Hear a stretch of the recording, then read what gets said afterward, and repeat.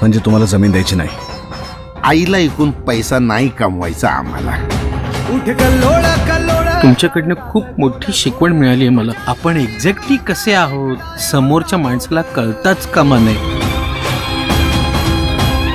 तिचं आणि आईंचं ना बॉन्डिंग खूप वाढलंय. That's nice. हेच तर हवंय आपल्याला.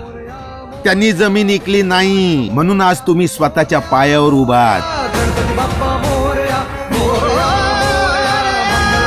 तुला आता कळत नाही मी काय करतो ते.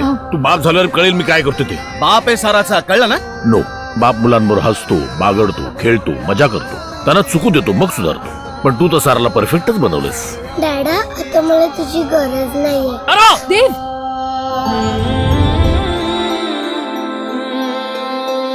बंधन ॲलोनचे एका एकांकिकेवरती आधारलेला हा चित्रपट आहे. अर्थातच त्याचा विषय आजचा आहे. आजच्या या धावपळीच्या जगामध्ये स्वतःचं नात्यांचं महत्त्व विसरलेल्या एका ध्येयवेड्या तरुणाची गोष्ट आहे. आणि नात्यांनासुद्धा जेव्हा तो गणितामध्ये जमवायला लागतो, बसवायला लागतो, तेव्हा त्याच्या आयुष्यात काय म्हणजे किस हद तक उसकी लाईफ जाती आहे, तो त्याची गोष्ट म्हणजे हा चित्रपट आहे. देवदत्त या व्यक्तिरेखेची मला जेव्हा विचारणा केली जतीननी, तेव्हा मला जेव्हा त्यांनी त्याचं कॅरेक्टर स्केच सांगितलं तेव्हाच मला खूप आनंद झाला. कारण मला त्याच्याशी खूप रिलेट करता आलं.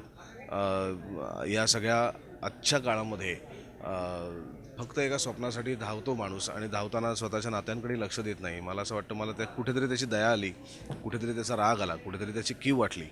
पण त्याला मी खूप जवळनं बघितलं देवदत्ताला, आणि मला असं वाटतं की ते जतीनच्या मार्गदर्शनाने माझ्या कामातनं उतरण्याचा मी प्रयत्न केला आहे. एका चांगल्या कलाकारांच्या टीमबरोबर काम करण्याचा आनंद ह्या चित्रपटाने दिला. महेश मांजरेकर, मेधा, संजय नार्वेकर, सुनील बर्वे, श्रुती आणि आमची छोटी प्रांजल या सगळ्यांबरोबर काम करण्याचा अनुभव खूप विलक्षण होता, खूप आनंददायी होता.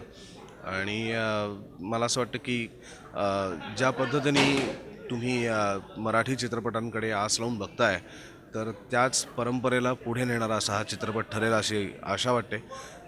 लवकरच म्हणजे 29 जानेवारीला तुमच्यासमोर हा चित्रपट येणार आहे, तेव्हा थिएटरमध्ये जाऊन या चित्रपटाचा आस्वाद घ्यायला विसरू नका. धन्यवाद.